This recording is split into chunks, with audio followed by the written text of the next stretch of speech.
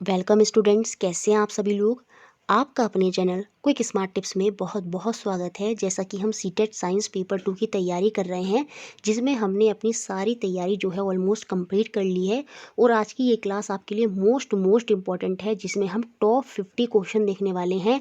बहुत ही selected question मैंने यहाँ पर लिए हैं और ये डेफिनेटली आपको एग्ज़ाम में हेल्प करने वाले हैं। तो ये सीरीज़ टॉप 50 की आपके लिए बहुत ही बेनिफिशियल है एग्ज़ाम में, जो भी बच्चे सीटेट साइंस पेपर 2 के लिए तैयारी कर रहे हैं। थ्योरी सेक्शन हमने अच्छे से कंप्लीट किया है। अभी भी आप चाहें तो प्लेलिस्ट में लिंक है, पूरी वीडियो है, उसमें पूरी वीडियोस आपको मिल जाएंगी। 28 क्लासेस, उनका रिवीजन कर लें।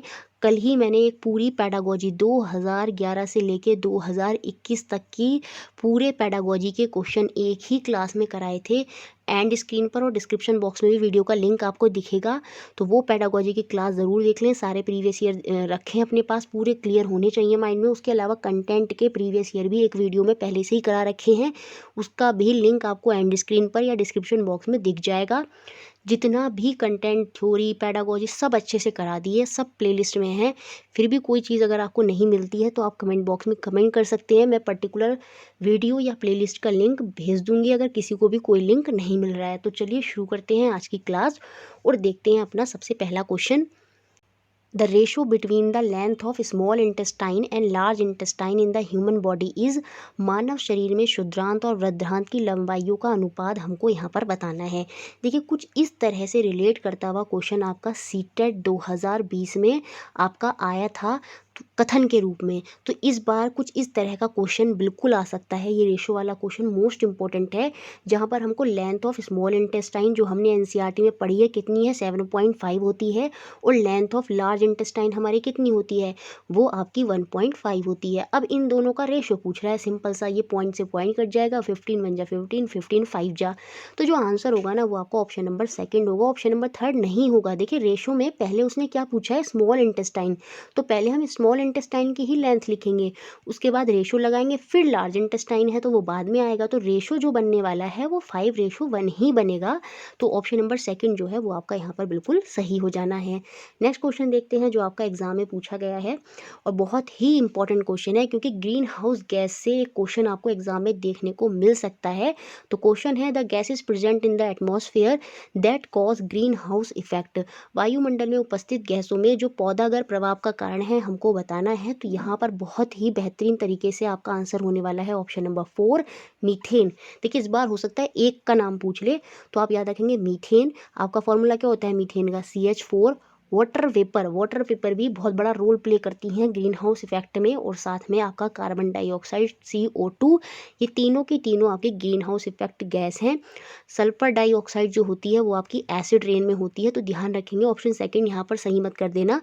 यहाँ पर जो आंसर होने वाला है वो आपका ऑप्शन नंबर 4 हो जाएगा। चलिए नेक्स्ट क्वेश्चन देखते हैं। पर में इसमें देखते हैं ये वाला क्वेश्चन। देखिए, ये रिएक्शन वाला क्वेश्चन पहले बहुत बार आया है, 2019 में क्वेश्चन बना है, तो पूरे चांस है 2020 में भी थोड़ा बहुत चेंज करके क्वेश्चन आपसे बन जाए। लेकिन अगर आपको ये रिएक्टिविटी सीरीज़ पता है तो ये जो रिएक्शन वाला है एक क्वेश्चन, वो आप आसानी से इसमें कर देंगे। देखिए, ये जो पोटाशियम होता है ये सबसे ज़्यादा रिएक्टिव होता है।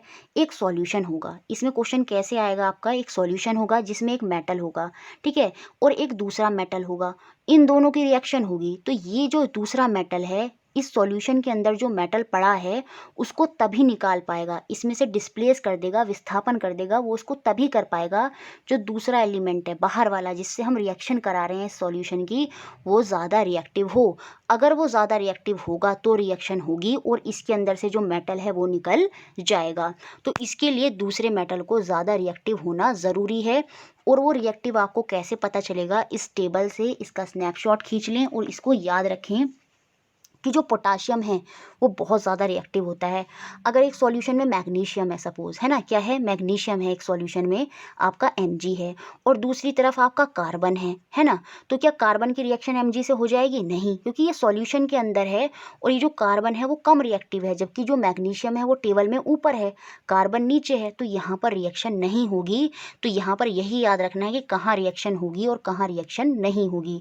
अब देखिए, कहाँ रिएक्शन हो जाएगी, सपोज मैंने जिंक लिया, एक सॉल्यूशन है, जिंक का सॉल्यूशन है, उसमें जिंक है और मैं रिएक्शन करा रही हूँ उसकी मैग्नीशियम से, तो यहाँ पर रिएक्शन हो जाएगी। क्यों? क्योंकि जिंक कम रिएक्टिव है जो सॉल्यूशन के अंदर पड़ा है, लेकिन जो मैग्नीशियम है वो ज़्यादा रिएक्टिव है और रिएक्टिव ज़्यादा होने की वजह से वो इस सॉल्यूशन के अंदर से जिंक को जो है वो बाहर निकाल देगा। तो हमें यही बात याद रखनी है कि ज़्यादा रिएक्टिव मेटल ही उस सॉल्यूशन में पड़े मेटल को निकाल पाएगा।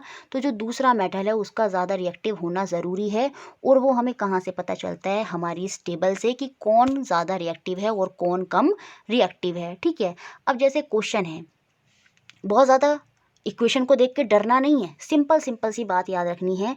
ये देखिए दूसरे एलिमेंट हैं, दूसरे मेटल हैं जिनकी रिएक्शन होंगी इन सॉल्यूशन में पड़े मेटल से। तो ये जो सॉल्यूशन के अंदर एल्युमिनियम है, Al क्या होता है? एल्युमिनियम, और Cu क्या है? कॉपर।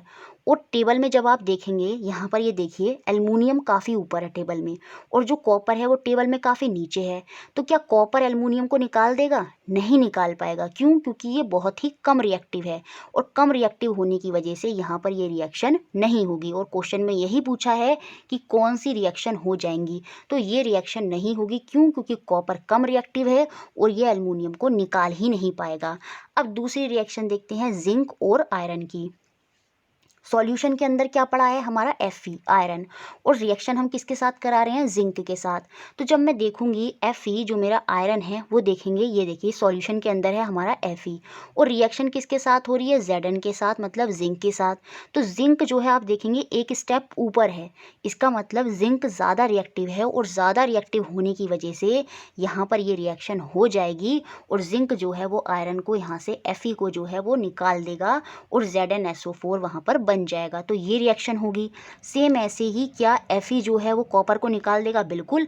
Fe जो है वो टेबल में ऊपर है और हमने देखा था कॉपर तो काफ़ी नीचे होता है, तो Fe ज़्यादा रिएक्टिव है और ज़्यादा रिएक्टिव होने की वजह से Fe जो है कॉपर को निकाल देगा उसके सॉल्यूशन में से और FeSO4 वहाँ पर बना देगा। तो ये वाली रिएक्शन भी होगी। क्या ये वाली रिएक्शन होगी? नहीं। देखिए जिंक जो होता है वो टेबल में नीचे होता है और एल्युमिनियम टेबल में ऊपर होता है। अब जब ये ऊपर है और ये सॉल्यूशन में है तो ये ज़्यादा रिएक्टिव है और जिंक जो है वो आपका कम रिएक्टिव है और इसी वजह से यहाँ पर ये रिएक्शन भी नहीं होगी। तो रिएक्शन आपकी कौन सी होगी? बी एंड सी, मतलब ऑप्शन नंबर 4। ये क्वेश्चन हमने पहले भी करे हैं, लेकिन यहाँ पर मैंने इसको फिर से डिटेल में क्यों समझाया? क्योंकि मुझे पूरे चांसेस लग रहे हैं कि रिएक्शन से आपको फिर से क्वेश्चन देखने को मिल जाएगा। तो आपको रिएक्टिविटी सीरीज़ याद है तो आप बड़ी आसानी से इस क्वेश्चन को कर देंगे, रटने की कोई ज़रूरत नहीं है। तो आंसर यहाँ पर ऑप्शन नंबर 4 है, बी एंड सी। ठीक है, अब हम अपना नेक्स्ट क्वेश्चन देखते हैं, क्वेश्चन नंबर 4। इससे पहले हमने 3 क्वेश्चन देख लिए हैं। ये क्वेश्चन भी बहुत इंपॉर्टेंट है। ठीक है, काफ़ी बार कई तरीके से ये क्वेश्चन चेंज होकर आता रहा है। हमने टॉपिक में भले ही नहीं पढ़ा है, लेकिन मैंने जब भी ये क्वेश्चन कराया है इसको बहुत ही अच्छे से समझाया है। थोड़ा सा पहले यहाँ समझ लेते हैं। देखिए 2 तरह की पत्तियां होती हैं, एक होती हैं आपकी पैलर वेनेशन और एक होता है आपका रेटिकुलेट वेनेशन। देखिए जो पैलर वेनेशन है ये किसकी है? ये बनाना लीफ है। किसकी लीफ है? बनाना की। देखिए जब भी बनाना किया जाए और जब आप ग्रास की देखेंगे, घास की पत्ती जो होती है वो भी बिल्कुल इस तरह की होती है, उसमें भी इस तरह से सीधी सीधी इस तरह से धारियाँ होती हैं और ये सीधी सीधी धारी क्या है? ये इनके अंदर वेन्स हैं, इनकी नलियाँ हैं। ठीक है, तो इनमें भी सीधी सीधी वेसल्स होती हैं, है ना, नलियाँ होती हैं। और ये ग्रास में मिलेंगे आपको, ये आपको बनाना में मिल जाएंगी और ये आपको बैम्बू में। एक एक शब्द याद रखिए, ग्रास में, बैम्बू में, बनाना में। उनमें कैसी लीव्स होती हैं? उनका वेनेशन कैसा होता है? उनमें पैरेलल वेनेशन होता है, आपको सीधी सीधी लाइनें इस तरह से मिलेंगी। और जैसे आप नॉर्मल तुलसी का पत्ता देख लीजिए या गुड़हल का पत्ता देख लीजिए, उनमें इस तरह से, ये देखिए जैसे स्पाइडर का जाल होता है ना, कुछ इस तरह की पत्तियां होती हैं। और ये वाली पत्तियां तो आपकी रेटिकुलेट वेनेशन कहलाती हैं और ये वाली पत्तियां जो होती हैं वो पैरेलल वेनेशन होती हैं। तो ये तो हो गई पत्तियों की बात, वेनेशन की बात। अब आती है रूट की बात। 2 तरह की रूट्स होती हैं, एक होती हैं आपकी टैप रूट और एक होती हैं आपकी फाइब्रस रूट। टैप रूट को हम हिंदी में मूसलाधार जड़ें बोलते हैं और फाइब्रस रूट को हम आपस्थानिक जड़ें बोलते हैं। ये जो फाइब्रस रूट होती है ना, ये ज़्यादातर पैरेलल वेनेशन के साथ कनेक्शन बनाती हैं। और ये जो ग्रास आपने पढ़ा था, बनाना, वीट, वीट गेहूं का पौधा, है ना, और बैम्बू, इन सब में जो रूट होती है वो कैसी होती है, वो फाइब्रस होती है। कैसी होती है, लच्छेदार, है ना। आप जब गेहूं का पौधा उखाड़ेंगे या घास का पौधा उखाड़ेंगे तो उसमें आप देखेंगे जो रूट हैं, जो जड़ें हैं, वो गुच्छेदार होंगी इस तरह से, जैसे यहाँ पर डायग्राम में आपको दिख रही हैं, इस तरह से कुछ गुच्छेदार होती हैं, तो वो तो आपकी फाइब्रस रूट होती हैं। और जो टैप रूट होती हैं वो आपको ज़्यादातर मूली, गाजर में देखने को मिलेंगी कि एक मेन रूट है और उसी में छोटी छोटी रूटें जो हैं अलग से उसके अंदर और लगी भी हैं, उनकी ब्रांचेज हैं, ठीक है। तो वो टैप रूट होती हैं और दूसरी वाली फाइब्रस रूट होती हैं। टैप रूट जो है वो ज़्यादातर रेटिकुलेट वेनेशन के साथ होता है और फाइब्रस रूट जो है वो ज़्यादातर पैरेलल वेनेशन के साथ होता है। तो इसी तरह से क्वेश्चन आपका यहाँ पर बना है, और भी बहुत तरह से क्वेश्चन इसमें बने हैं सीटेट में। और ये बात अगर आपको क्लियर है तो आप सारे क्वेश्चन हमेशा इसके कर देंगे। If you carefully dig a grass plant, बात किसकी हो रही है, ग्रास के पौधे की। ग्रास के पौधे की मतलब घास के पौधे की। तो हमें बताना है किस तरह की इसकी रूट्स होंगी, जड़ें होंगी, और किस तरह से इसकी पत्तियां होंगी जो लीव्स होंगी, ठीक है। तो ग्रास का पौधा जो होता है उसको जब आप उखाड़ेंगे तो वहाँ पर आपको कैसा वेनेशन देखने को मिलेगा, वहाँ पर एक तो आपको पैरेलल वेनेशन देखने को मिलेगा, सीधी सीधी लाइंस होती हैं उसकी पत्ती में, तो पैरेलल वेनेशन होगा। और जो घास की जड़ें होती हैं, रूट्स होती हैं, वो कैसी होती हैं, वो फाइब्रस होती हैं, गुच्छेदार होती हैं। तो ऑप्शन नंबर डी जो है वो यहाँ पर बिल्कुल सही है, यही याद रखना है। अब इसकी जगह, ग्रास की जगह अगर बैम्बू होता तब भी यही आंसर होता, ग्रास की जगह, बैम्बू की जगह वीट होता, गेहूं का पौधा होता, तब भी यही आंसर होता, ठीक है। तो याद रखेंगे बनाना, इसकी जगह अगर बनाना होता तब भी यही आंसर होता। लेकिन अभी अगर यहाँ पर लिखा होता गुलहड़, गुलहड़ का पेड़ है, तो वहाँ पर वेनेशन होता आपका रेटिकुलेट और रूट्स कैसी होती हैं आपकी, टैप रूट होती हैं, ठीक है। तो उस केस में आंसर ऑप्शन नंबर वी होता। तो ध्यान रखिए कि किस तरह से आपका आंसर होगा, इसका भी स्क्रीनशॉट आप ले सकते हैं, ठीक है।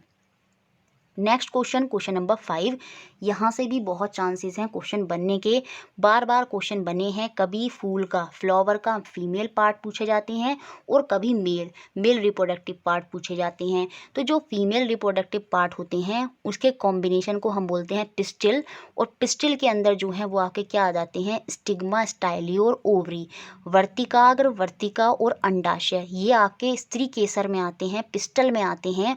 और ये सारे फीमेल के रिप्रोडक्टिव पार्ट होते हैं फ्लावर के अंदर। तो यहाँ पर फीमेल के रिप्रोडक्टिव पार्ट पूछ रहा था, तो आंसर तो आपका सिंपल सा है, स्टिग्मा, स्टाइली, ओवरी, और वो है आपका ऑप्शन नंबर बी में। तो यही आपका आंसर है। और बाकी आप इसका स्नैपशॉट खींच लें ताकि ये जो फ्लावर्स के पार्ट हैं वो आपको याद रहें। पिस्टिल के अंदर क्या आ जाता है, जिसे हम स्त्री केसर बोलते हैं। तो फीमेल पार्ट कौन कौन से होंगे, स्टिग्मा जिसे हम वर्तिकाग्र, स्टाइली जिसे हम वर्तिका, ओवरी जिसे हम अंडाशय बोलेंगे। और मेल की अगर बात करूं तो वो आते हैं आपके पुंकेसर, जिसे हम क्या बोलते हैं, स्टैमेन। तो ये मेल के पार्ट होते हैं, मेल के पार्ट होते हैं।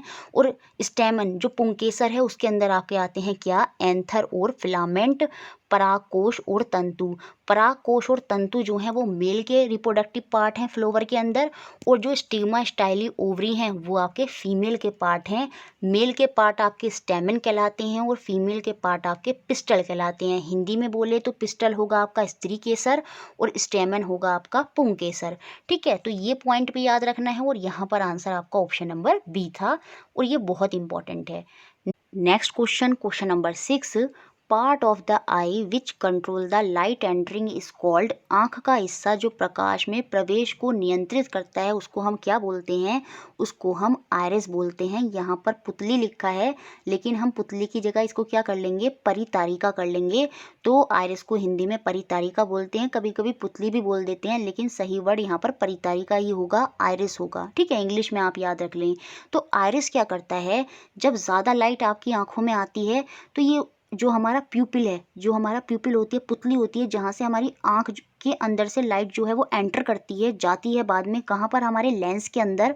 और हमारी आँख के अंदर कौन सा लेंस होता है आपका, कॉन्वेक्स लेंस होता है। तो जो लाइट जारी होती है प्यूपिल के माध्यम से, और जब ज़्यादा लाइट होती है तो ये क्या कर देता है, ये कॉन्ट्रैक्ट कर देता है, हमारे प्यूपिल को जो है छोटा कर देता है। और जब लाइट कम होती है तो ये फैल जाता है, और हमारे जो प्यूपिल होता है, जो हमारी पुतली होती है, छोटा सा बिंदु होता है आँख में, उसको बड़ा कर देता है ताकि ज़्यादा से ज़्यादा लाइट हम ले सकें। तो लाइट को नियंत्रित कौन कर रहा है, आयरिस कर रहा है, और ये आयरिस कहाँ बना हुआ है, नंबर 2 पर। नंबर 2 की मैं बात करूँ तो दोनों तरफ इस तरह से देखिए, ये ब्लैक कलर का दोनों तरफ इस तरह से जो बना हुआ है, यही आपका आयरिस है। और यही आपका जो आयरिस होता है, परितारी का होता है, ये लाइट की एंट्री को कंट्रोल करता है कि कितना प्रकाश हमारे प्यूपिल के थ्रू हमारी आइज़ के अंदर जाएगा। और ये जो नंबर 3 पर है, ये हमारा लेंस होता है। और कौन सा लेंस होता है, आपका कॉन्वेक्स लेंस होता है। और नंबर 4 पर हमारा यहाँ पर क्या है, ये हमारा कॉर्निया है। और जब इंसान की आइज़ जो है, ठीक है, जब हमारी आइज़ जो है रिप्लेस होती हैं, दूसरी आइज़ हमारी लगती हैं, तो उस समय क्या एक्सचेंज होता है, उस समय कॉर्निया ही एक्सचेंज होता है। तो ये जो 4th है वो कॉर्निया को रिप्रेजेंट कर रहा है। नंबर 3 जो है वो आइरिस को, सॉरी, आपके लेंस को बता रहा है। नंबर 2 जो है वो आइरिस को रिप्रेजेंट कर रहा है। और नंबर 1 जो है, ये हमारे आँखों के दोनों तरफ सीलियरी मसल्स होती हैं, जहाँ पर हमें कभी कभी कंजक्टिवाइटिस हो जाता है और हमारी आंखें लाल हो जाती हैं। नंबर 5 पर क्या है, ये नंबर 5 पर है रेटिना, जिसे हम दृष्टि पटल बोलते हैं। और यहीं पर हमारा जो इमेज होती है, जो प्रतिबिंब होता है आँख में, वो जाकर बनता है, ठीक है। और जब हमारी आँख में कुछ कमी हो जाएगी, जो जो इमेज है वो एग्जैक्ट रेटिना पर नहीं बनती, या तो उसके पीछे बनने लगती है या उसके आगे बन जाती है। और नंबर 6 पर जो है वो यहाँ पर हमारे नर्व सेल्स हैं, नर्व्स हैं, जहाँ से हमारी जो इमेज है वो हमारे मस्तिष्क तक जाती है और फिर वो पूरा कनेक्शन बनता है। तो इस तरह से मैंने पूरी फंक्शनिंग भी आपको समझा दी है। तो जो लाइट एंटरिंग को कंट्रोल करता है वो हमारा आयरिस होता है, परितारी का होता है। नेक्स्ट क्वेश्चन देखते हैं, question number 7। Morning star is the name given to, भोर का तारा या सांझ का तारा किसको बोलते हैं, बहुत इंपॉर्टेंट क्वेश्चन है। प्लैनेट वीनस, शुक्र ग्रह को हम भोर का तारा और सांझ का तारा बोलते हैं, जस्ट बिकॉज क्योंकि इसमें कुछ गैसेज होती हैं जिनकी रिएक्शंस की वजह से ये लाइटनिंग करता है। तो भोर का तारा और सांझ का तारा हम इसी ही बोलते हैं, ठीक है। उसके अलावा एक क्वेश्चन ये बनेगा कि पृथ्वी की बहन है ना, अर्थ की सिस्टर किसको बोलते हैं, वो भी हमारे प्लैनेट वीनस को ही बोलते हैं। तो याद रखिए यहाँ से 2 क्वेश्चन। एक क्वेश्चन ये बन सकता है कि अर्थ कैसे रोटेट करती है, अर्थ जो है अपना घूर्णन किस प्रकार करती है। अर्थ जो है वो वेस्ट टू ईस्ट घूर्णन करती है, और सारे प्लैनेट ही वेस्ट टू ईस्ट जो है अपना घूर्णन करते हैं, वेस्ट से ईस्ट की तरफ। लेकिन 2 प्लैनेट ऐसे हैं जो वेस्ट से ईस्ट घूर्णन नहीं करते। किस तरह से रोटेशन करते हैं, वो ईस्ट टू वेस्ट करते हैं। उसमें एक वीनस होता है और दूसरा आपका यूरेनस होता है। सारे पॉइंट लिख लीजिएगा, बहुत इंपॉर्टेंट हैं। वीनस और Uranus east to west rotate करते हैं, लेकिन अर्थ और बाकी सारे प्लैनेट आपके जो हैं वो किस तरह से रोटेट करते हैं, वो आपके वेस्ट टू ईस्ट रोटेट करते हैं। और पृथ्वी की सिस्टर किसको बोलते हैं, वो भी वीनस को बोलते हैं। मॉर्निंग और इवनिंग स्टार किसको बोलते हैं, वो भी हम वीनस को बोलते हैं। तो वीनस अपने आप में बहुत ही एक्सेप्शन प्लैनेट है, और वीनस का कोई अपना नेचुरल सैटेलाइट नहीं होता, ये बात भी आप याद रखेंगे। वीनस हो चाहे आपका हिंदी में तो शुक्र हो गया, वीनस हो चाहे आपका मरकरी हो जिसको हम बुध बोलते हैं, इन दोनों का कोई अपना प्राकृतिक उपग्रह नेचुरल सैटेलाइट नहीं होता। जैसे अर्थ का नेचुरल सैटेलाइट क्या है, वो मून है, ठीक है। अब देखते हैं क्वेश्चन नंबर 8। ये क्वेश्चन बहुत इंपॉर्टेंट है और बहुत ही इजी है। आपको याद रखना है, इलेक्ट्रिक करंट एक बॉडी से दूसरी बॉडी में तभी पास हो सकता है जब वो बॉडी अपने अंदर से इलेक्ट्रिक करंट को पास करा सकती है, ठीक है, तभी वो दूसरी बॉडी में जाएगा। अगर वो इलेक्ट्रिक करंट को पास नहीं करा सकती तो इलेक्ट्रिक करंट तो जा ही नहीं पाएगा। तो वो किसी भी तरह से क्वेश्चन आपसे कभी भी कैसे भी करके पूछ लेगा, ठीक है। तो बस आपको याद रखना है, एक बॉडी से दूसरी बॉडी या एक सर्किट में दूसरे एक सर्किट में कनेक्शन तब तक बना रहेगा जब सारे एलिमेंट में क्या होगा, करंट जो है वो पास होता रहेगा। और अगर कोई चीज़ इनकम्प्लीट है और उसको कंप्लीट करने के लिए अगर हमें कोई चीज़ लगानी है, कोई एलिमेंट वहाँ पर लगाना है, तो वो ऐसा एलिमेंट होगा जो इलेक्ट्रिसिटी को अच्छा कंडक्टर होगा, मतलब इलेक्ट्रिसिटी अपने अंदर से वहाँ से पास करवा देगा, फ्लो करवा देगा।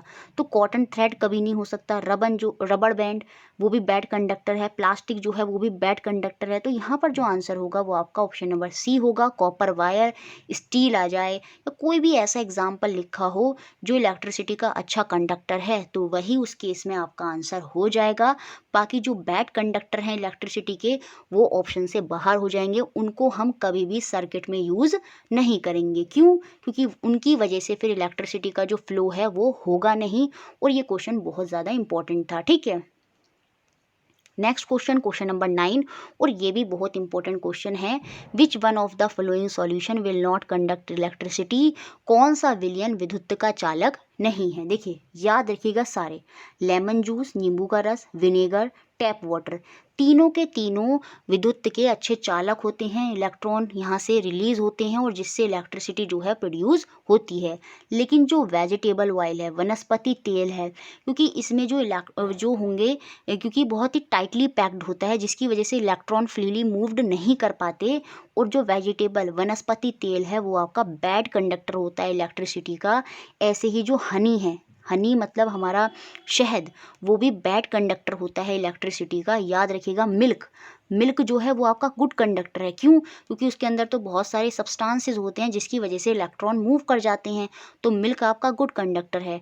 वेजिटेबल ऑयल, हनी, ये सब आपके बैड कंडक्टर हैं। सेम ऐसे ही डिस्टिल्ड वाटर, देखिए जब टैप वाटर की बात होगी तो वो अच्छा कंडक्टर है, लेकिन जब डिस्टिल्ड वाटर की बात होगी तो वो बैड कंडक्टर होता है इलेक्ट्रिसिटी का। और ये सब हमने पहले पढ़ लिया है, तो किसी भी तरह से क्वेश्चन बन सकता है। यहाँ पर तो वेजिटेबल ऑयल लिखा है, हो सकता है इस बार हनी लिख दे या फिर शुगर का सॉल्यूशन लिख दे। शुगर का सॉल्यूशन भी बैड कंडक्टर होता है इलेक्ट्रिसिटी का। आप याद रखेंगे, सारे पॉइंट अपनी कॉपी में लिख लें, ठीक है। नेक्स्ट क्वेश्चन, क्वेश्चन नंबर 10, ये भी काफ़ी इंपॉर्टेंट है। फिर से इस तरह का क्वेश्चन देखने को मिलेगा। पिछली बार पेपर में इनकरेक्ट स्टेटमेंट ही पूछा था, लेकिन इस बार मेरे ऑप्शन अलग हैं और उनके ऑप्शन अलग थे। 3 तरह के फ्रिक्शन मैंने आपको समझाए हैं। एक स्टैटिक होता है, एक आपका स्टैटिक फ्रिक्शन क्या, स्थिर, जहाँ पर कोई चीज़ स्थिर रखी है और जब हम उसको धक्का देंगे तो वहाँ पर घर्षण जो फ्रिक्शन होगा ऑटोमेटिक या बहुत ज़्यादा होगा। आपको ज़्यादा अमाउंट में जो फोर्स है, बल है, वो लगाना होगा। क्यों? क्योंकि अपोजिट डायरेक्शन से फ्रिक्शन जो घर्षण है वहाँ पर कार्य कर रही है। लेकिन कोई चीज़ मूव कर रही है तो मूव करती हुई चीज़ पर आपको धक्का कम लगाना होगा। इसका मतलब वहाँ पर फ्रिक्शन जो है, घर्षण जो है वो कम है।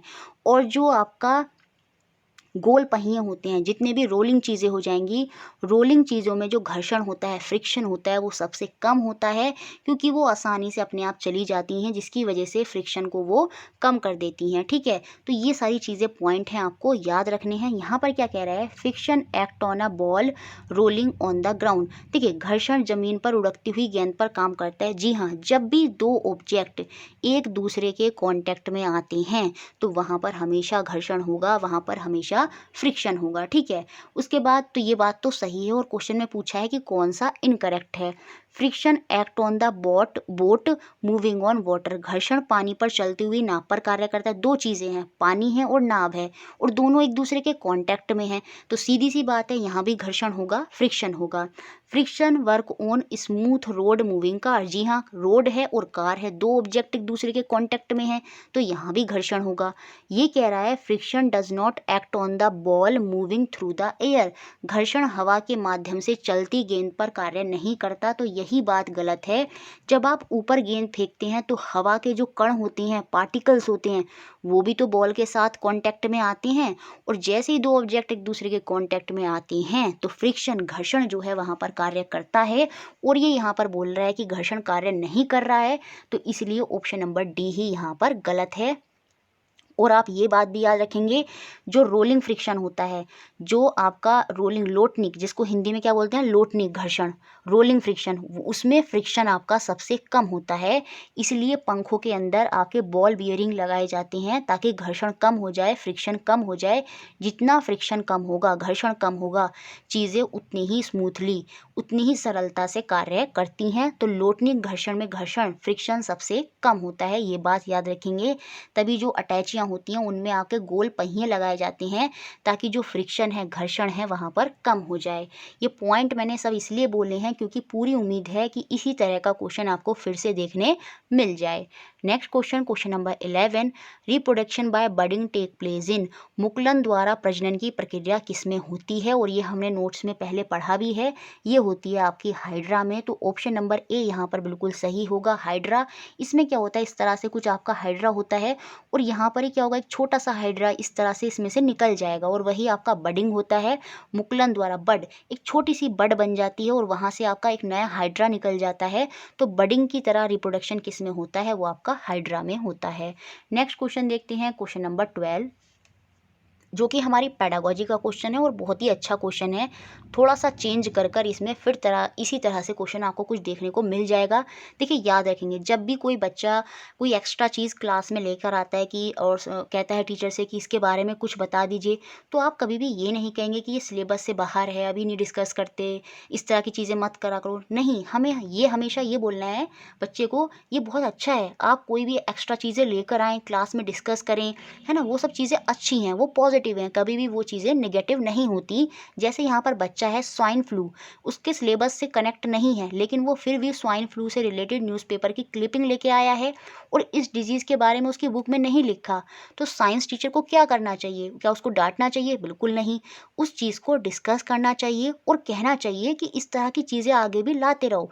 इससे क्या होते हैं, बच्चे क्रिएटिव हो जाते हैं, और साइंस में क्रिएटिविटी ये सब चीज़ें तो इम्पॉर्टेंट है। तो ठीक है, तो यहाँ पर जो आंसर है वो आपका ऑप्शन नंबर सेकंड होगा। यहाँ पर खाली हिंदी में मैंने आंसर लिख दिया है, तो वो आपका ऑप्शन नंबर सेकंड आंसर है। वो डिस्कस स्वाइन फ्लू के बारे में हम डिस्कशन करेंगे और बच्चे से कहेंगे कि और चीज़ें साइंस से रिलेटेड ऐसे ही आर्टिकल जो हैं आप और लेकर आएँ, ये चीज़ें अच्छी होती हैं। तो ऑप्शन सेकंड ही यहाँ पर सही आंसर है। क्वेश्चन नंबर 13, यहाँ से तो क्वेश्चन बनना ही बनना है, एक क्वेश्चन हो चाहे दो क्वेश्चन हो, बनने ही बनने हैं। मिरर और लेंस से क्वेश्चन आपका आना ही आना है। आप एक बात याद रखेंगे, लगातार 2 बार से प्लेन मिरर से क्वेश्चन आ रहा है, हो सकता है इस बार प्लेन मिरर से ना आके कोई और मिरर से आपका क्वेश्चन आपका पूछ लिया जाए। एक्स और वाई गिवन 1, ये क्वेश्चन कभी भी नहीं आया है सीटेट में, हो सकता है ये क्वेश्चन आ जाए क्योंकि ये एनसीईआरटी में है। X and why were given 1 mirror each bye there teacher, है ना। एक्स और वाई को 2 दर्पण दिए गए हैं अलग अलग, एक एक, मतलब हर एक्स को एक दर्पण दिया गया और वाई को एक मिरर दिया गया, ठीक है। X found his image to be erect और that is of same size. X क्या देखता है कि जो उसकी छवि का आकार है वो बिल्कुल सीधा बन रहा है और सेम साइज का बन रहा है, जितना वो है उतना ही बन रहा है, ठीक है। लेकिन वाई को ये लगता है कि जो उसकी इमेज बन रही है वो इरेक्ट तो बन रही है, सीधी तो बन रही है, लेकिन वो छोटी बन रही है, स्मॉलर इन साइज है। तो हमें बताना है कि दोनों एक्स और वाई के पास कौन कौन से मिरर हैं, कौन कौन से दर्पण हैं। अब ये हमेशा आपको याद रखना है कि जो इरेक्ट और सेम साइज की इमेज बनती है वो हमेशा समतल प्लेन मिरर में बनती है। जो मिरर में हम अपना फेस देखते हैं, प्लेन मिरर, उसमें बनती है। तो प्लेन मिरर तो पक्का है एक्स के पास। तो 2 ऑप्शन में है ए और सी। अब या तो कॉनकेव मिरर है या कॉन्वेक्स मिरर है।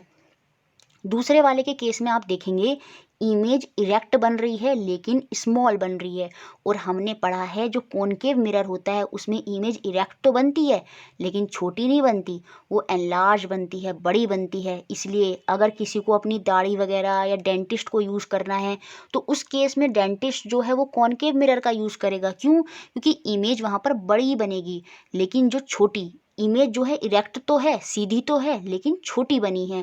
और छोटी इमेज किस में बनती है? वो आपकी कॉन्वेक्स मिरर में बनती है। तो आंसर यहाँ पर ऑप्शन नंबर सी है। एक्स के पास कौन सा मिरर था? प्लेन मिरर था। और वाई के पास कौन सा मिरर था? कॉन्वेक्स मिरर था। काफ़ी अच्छा क्वेश्चन था, हो सकता है इसी तरह का क्वेश्चन आपको देखने को मिल जाए। और मिरर और लेंस मैंने पहले ही बहुत अच्छे से बहुत बार आपको बता दिया है। नेक्स्ट क्वेश्चन, क्वेश्चन नंबर 14, ये भी अच्छा क्वेश्चन है। ईस्ट से लेकर एक क्वेश्चन आया था 2019 में, हो सकता है इस बार थोड़ा चेंज करके क्वेश्चन आपको देखने को मिल जाए। देखिए ईस्ट जो हमारा एक फंगाई होता है, क्या होता है? एक तो सबसे पहली बात याद रखेंगे, एक फंगाई है हमारा, ठीक है। Yeast is used in wine and beer industries because it respire. शराब और बियर उद्योगों में ईस्ट, जिसे हम खमीर भी बोलते हैं, उसका उपयोग किया जाता है क्योंकि ये श्वसन करता है। कैसे? ये हमने पढ़ा है जेमस्टोन में भी। ये श्वसन करता है अनएरोबिकली श्वसन करता है। प्रोड्यूस क्या करता है? अल्कोहल। इसलिए वहाँ पर ईस्ट का प्रयोग करा जाता है। क्यों? क्योंकि वो बिना ऑक्सीजन की प्रेजेंस में श्वसन करता है, और बिना ऑक्सीजन की प्रेजेंस के श्वसन को ही अनएरोबिक श्वसन बोलते हैं। और इसी की वजह से ये क्या रिलीज़ करता है? बाद में रिएक्शन करने के बाद अल्कोहल रिलीज़ करता है, और इसलिए हम ईस्ट को यूज़ करते हैं शराब कारखानों में। तो ऑप्शन नंबर सी जो है यहाँ पर बिल्कुल आपका सही होने वाला है, ठीक है। और ईस्ट मैंने आपको बता दिया, ये हमारा एक फंगाई होता है, और यही शुगर से अल्कोहल बनाना ईस्ट के थ्रू, ये प्रोसेस क्या कहलाते हैं? ये आपके फर्मेंटेशन होते हैं, यही आपके किण्वन होते हैं, ठीक है। नेक्स्ट क्वेश्चन देखते हैं, क्वेश्चन नंबर 15। हो सकता है इस तरह का क्वेश्चन आपको देखने को मिल जाए, क्योंकि सॉइल से एक क्वेश्चन आया था, तो हो सकता है इस बार भी एक क्वेश्चन आपको देखने को मिले। Which of the following statement are incorrect, निम्नलिखित में से कौन सा कथन गलत है। ये अच्छा क्वेश्चन है, ये प्रीवियस ईयर क्वेश्चन नहीं है, ये मैंने खुद से बनाया है। तो यहाँ पर हमें बताना है कि कौन सा कथन गलत है। Weathering is a fast process of soil formation, हमने पढ़ा था वेदरिंग क्या होती है, जब चट्टानों से आपकी मिट्टी बनती है, वो एक फास्ट प्रोसेस नहीं होता, वो जल्दी जल्दी नहीं होता, वो धीरे धीरे होता है। चट्टानें टूटती हैं, फिर पानी में बहती हैं, लंबे समय तक बहती रहती हैं, और उसके बाद वो छोटे छोटे पत्थरों में, फिर इसी तरह से वो मिट्टी में बन जाती हैं। तो सॉइल का जो फॉर्मेशन होता है वो वेदरिंग से होता है, अक्षय से होता है, और वो फास्ट प्रोसेस नहीं होता, वो आपका स्लो प्रोसेस होता है। तो ये स्टेटमेंट तो आपका इनकरेक्ट है, और क्वेश्चन में यही पूछ रहा है कि कौन से कथन यहाँ पर गलत हैं, तो पहला कथन तो आपका गलत है। Next question, percolation of water is faster in sandy soil. जी हाँ, ये हमने पढ़ा है, बालू मिट्टी में पानी का बहाव तेज से होता है। जो सैंडी, जो रेत है, आप उसमें पानी डालेंगे तो पानी रुकेगा नहीं, वो बह जाएगा, और वही उसका पर्कुलेशन रेट है। तो पर्कुलेशन रेट जो है वो सैंडी सॉइल में ही सबसे ज़्यादा होता है। तो ये बात तो सही है, और क्वेश्चन में पूछ रहा है कौन सी बातें गलत हैं, तो ये आंसर में नहीं आएगा। Loamy soil consist of sand, clay and silt, जो दोमट मिट्टी होती है उसमें रेत, चिकनी मिट्टी और गाद सब होते हैं, ये हमने पढ़ा है। जी हाँ, लोमी मिट्टी में सब होती हैं, तो ये बात भी सही है। तो ये गलत पूछ रहा है, तो यहाँ पर ये भी आंसर नहीं होगा। Top soil contain minimum amount of humus, जो आपकी शीर्ष मृदा होती है उसमें जो ह्यूमस होते हैं, जो कचरा वगैरह होते हैं, जो खनिज की तरह कार्य, सॉरी, जो आपका खाद की तरह कार्य करते हैं, बहुत सारे पोषक तत्व देते हैं मिट्टी को, और फिर वो प्लांट लेते हैं उनको। तो ये जो ह्यूमस होते हैं वो हमारी टॉप सॉइल में सबसे कम होते हैं। जी नहीं, हमने पढ़ा था जो शीर्ष मृदा होती है, टॉप सॉइल होती है, उसमें तो ये जो ह्यूमस हैं वो सबसे ज़्यादा होते हैं। तो यहाँ पर यही पूछा था कौन कौन से कथन गलत हैं, तो पहला और चौथा कथन यहाँ पर गलत है, तो ऑप्शन नंबर बी जो है वो बिल्कुल सही होगा।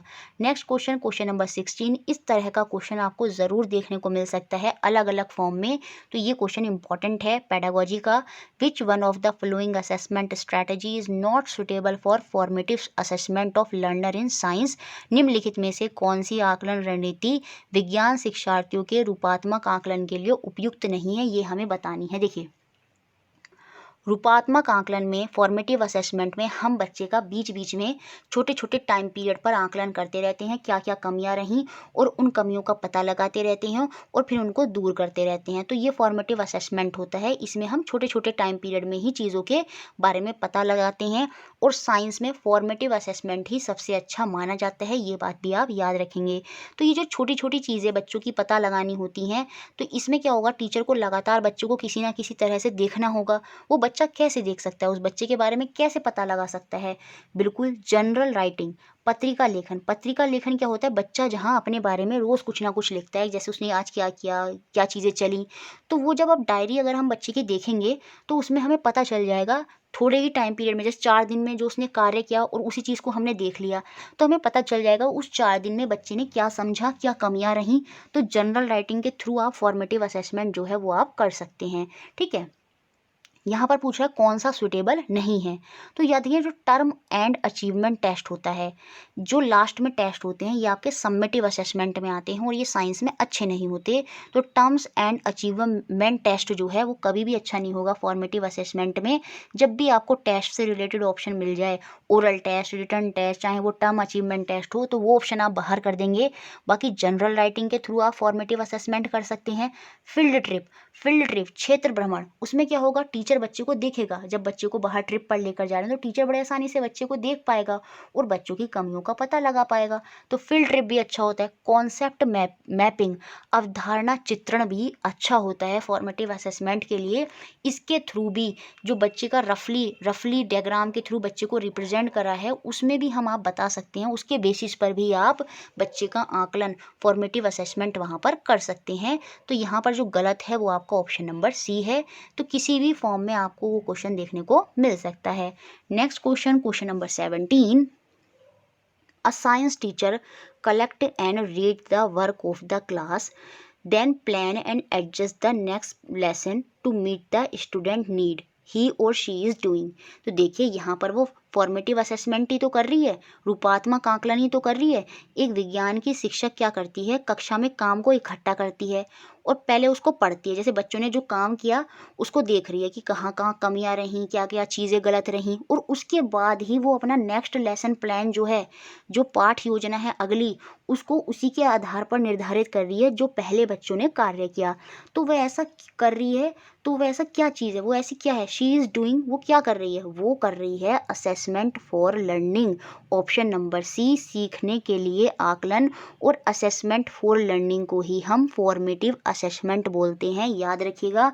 या तो ऑप्शन दे देगा फॉर्मेटिव असेसमेंट, रूपात्मक आकलन, या फिर दे देगा आपको सीखने के लिए आकलन, असेसमेंट फॉर लर्निंग। और असेसमेंट फॉर लर्निंग को ही हम फॉर्मेटिव असेसमेंट बोलते हैं, जहां टीचर छोटी छोटे पॉइंट्स में बच्चों को कमियों को देखता है और उसी के बेसिस पर आगे अपने प्लान्स बनाता है, और छोटी छोटी कमियां उसी समय पता लगाता रहता है और उनको दूर करता रहता है। ठीक है, देखिए साइंस में असेसमेंट फॉर लर्निंग इम्पॉर्टेंट है और असेसमेंट एज लर्निंग भी इम्पॉर्टेंट है। अधिगम के रूप में आकलन, असेसमेंट एज लर्निंग में क्या होता है, बच्चा खुद का आकलन करता है स्वयं से, है ना, अपनी कमियां खुद से पता लगाता है, तो वो असेसमेंट एज लर्निंग होती हैं। बाकी असेसमेंट ऑफ लर्निंग जो होती है वो आपकी सम्मेटिव असेसमेंट होती है, जो लास्ट में होती है। तो ये सारी चीज़ें आप याद रखेंगे, ये हम CDP में भी पढ़ते हैं। नेक्स्ट क्वेश्चन देखते हैं, क्वेश्चन नंबर 18। थोड़ा अलग क्वेश्चन है, फूड वाले चैप्टर से मैंने बताया है क्वेश्चन आने ही आने हैं। हो सकता है कुछ इस तरह का क्वेश्चन आपको देखने को मिल जाए। Read the food item given below, नीचे दिए गए खाद्य पदार्थों को पढ़ें और हमें बताना है कि कौन से जो खाद्य पदार्थ हैं वो एनर्जी गिविंग फूड हैं, ऊर्जा देने वाले खाद्य पदार्थ हैं। तो ऊर्जा देने वाले खाद्य पदार्थ यहाँ पर कौन से होंगे बताइए बच्चे। तो यहाँ पर जो आपके होंगे वो हो जाएगा आपका आंसर फर्स्ट और सेकंड, और वो होगा हमारा ऑप्शन नंबर सी में वीट, जो गेहूं होता है, इसमें कार्ब्स होते हैं और ये ऊर्जा देते हैं, हमें एनर्जी देते हैं। सेम एज इट इज़ घी भी हमें जल्दी से ऊर्जा देता है। तो ये ऊर्जा देने वाले खाद्य पदार्थ ही हैं वीट और घी। तो ऑप्शन नंबर सी यहाँ पर सही है, फर्स्ट और सेकंड। ठीक है, नेक्स्ट क्वेश्चन नंबर 19, मैच करना है कॉलम 1 से कॉलम 2 को। और इस तरह के क्वेश्चन CTET में काफ़ी मिलते हैं और ये मैंने NCERT से ही मैच द फॉलोइंग आपको दिया है। देखिए क्लोरोफिल की मैचिंग करनी है। यहाँ पर बताइए क्लोरोफिल क्या होती है, पत्तियों के अंदर होता है जो सूर्य के प्रेजेंस में एक्टिवेट होता है। तो ए का आपका 4 के साथ कनेक्शन होगा। ठीक है, नाइट्रोजन इन पांचों में बताइए क्या होगा। नाइट्रोजन का स्थिरीकरण होता है, किसके माध्यम से होता है, बैक्टीरिया के माध्यम से होता है। और कौन सा बैक्टीरिया होता है, राइजोबियम बैक्टीरिया होता है, ये बात भी आप याद रखेंगे। अमरबेल, ये जो है ये क्या है, ये हमने बहुत बार पढ़ लिया है, ये आपकी परजीवी है, पैरासाइट है। तो सी का आपका 5th होगा। टी का एनिमल क्या होते हैं, ये आपके हेट्रोट्रॉप्स होते हैं, परपोषी होते हैं, मतलब अपना खाना खुद बनाते हैं, वो आपके हेट्रोट्रॉप्स होते हैं। सॉरी, एनिमल पूछ रहा है, मुझे प्लांट लगा। तो जो एनिमल होते हैं, जंतु होते हैं, वो परपोषी नहीं होते, वो स्वयंपोषी नहीं होते, वो आपके परपोषी होते हैं। परपोषी का मतलब होता है, हेट्रोट्रॉप्स का मतलब होता है जो दूसरों पर निर्भर होते हैं। ठीक है, थोड़ा गड़बड़ बोल दिया।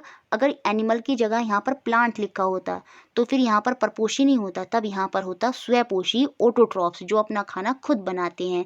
लेकिन यहाँ पर लिखा है एनिमल क्या है, वो परपोषी है, हेट्रोट्रॉप्स है, जो अपना खाना खुद नहीं बनाते, दूसरों पर डिपेंड करते हैं।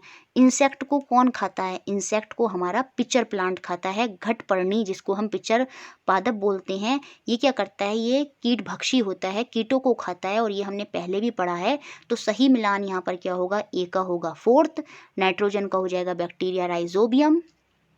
अमरबेल क्या है, वो आपकी परजीवी है, पैरासाइट है।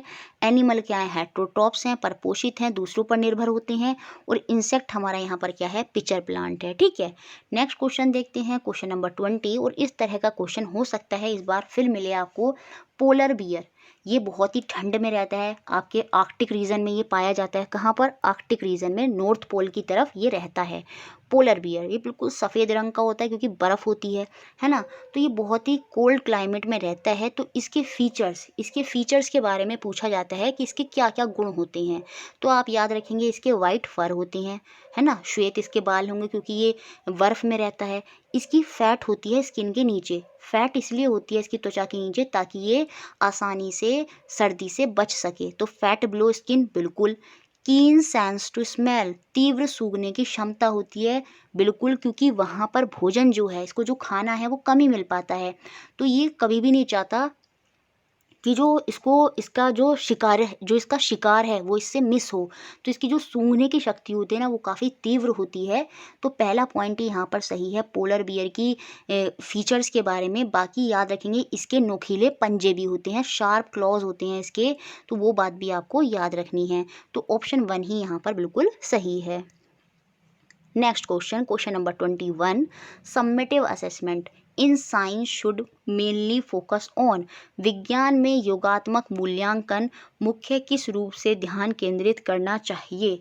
इस बार ये क्वेश्चन आपके लिए होमवर्क में है। कमेंट बॉक्स में आप इस क्वेश्चन नंबर 21 का आंसर मुझे करेंगे नेक्स्ट वीडियो में, क्योंकि ये 2 सेशन है आपके 50-50 वाले, ये 2 सेशन होंगे, एक आज का सेशन और एक सेशन और होगा, और ये 100 क्वेश्चन मोर देन इनफ हैं एंड टाइम पे आपको देखने के लिए। तो ये जो 21 क्वेश्चन है इसका आंसर आप मुझे कमेंट बॉक्स में देंगे, और बाकी नेक्स्ट वीडियो में मैं सबसे पहला क्वेश्चन इसी को रखूँगी, और वहाँ पर मैं तो इसका आंसर आपको बता ही दूंगी क्वेश्चन नंबर 21 का, ठीक है।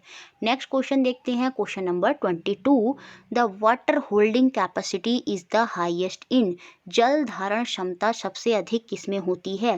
देखिए, जल धारण ना करने वाली क्षमता किसके अंदर थी, वो तो सैंडी सॉइल के अंदर थी, बलुई मृदा के अंदर थी, जो आपका पर्कुलेशन रेट में हमने बोला था, ठीक है। लेकिन सबसे ज़्यादा पानी को रोककर कौन सी मिट्टी रखती है, वो आपकी रखती है क्लेड सॉइल, मृणमय मृदा। जो ये मृणमय मृदा होती है इसके जो कण होते हैं वो सबसे छोटे होते हैं।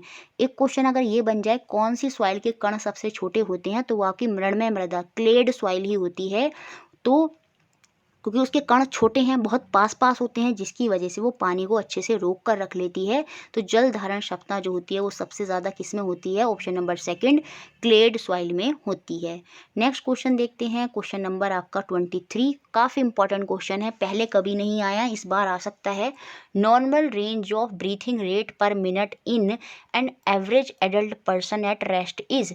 अगर आपने 5 मैराथन सेशन देखे हैं तो उनमें ये स्टेटमेंट था, और वहाँ पर अगर आपने अच्छे से देखे हैं जेमस्टोन या मैराथन सेशन जो 5 हैं, तो इस क्वेश्चन का आंसर आप कर देंगे।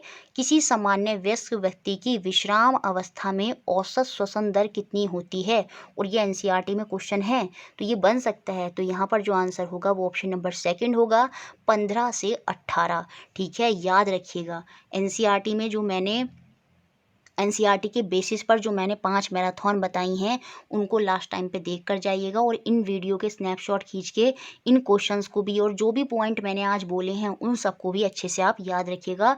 तो नॉर्मल ब्रीथिंग रेट जो होता है वो 15 से 18 होता है पर मिनट, ठीक है। नेक्स्ट क्वेश्चन देखते हैं, क्वेश्चन नंबर 24, मैच करना है फिर से हमें, ठीक है, और यहाँ से बहुत सी चीज़ें क्लियर हो जाएंगी।